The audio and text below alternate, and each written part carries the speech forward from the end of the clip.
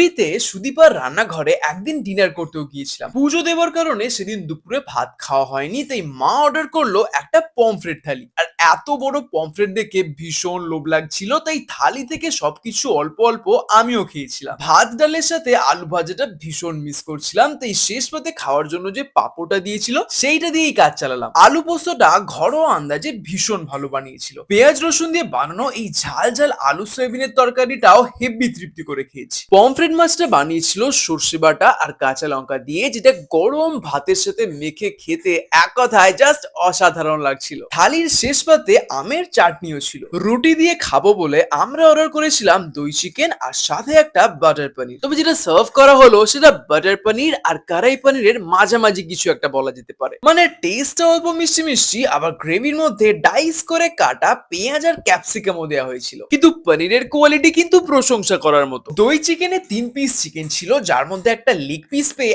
আমি তো হেভি খুশি। খুব সম্ভবত এটা বানানো হয়েছিল মিষ্টি দই আর বাটার দিয়ে, তার উপরে গ্রেভিতে ছিল ভর্তি কাজু কিশমিশ। বুঝতেই পারছো বিষয়টা অল্প মিষ্টি মিষ্টি, তাই বাপি আবার নিজের জন্য অর্ডার করলো একটা চিকেন কষা। কিন্তু দুঃখের বিষয় এটাতেও ঝালের পাশাপাশি হালকা মিষ্টি মিষ্টি ব্যাপারটাও ছিল, যেটা আমার তো ভালোই লেগেছে, কিন্তু বাপি বলল শুধু শুধু এইটা অর্ডার না করলেই হতো।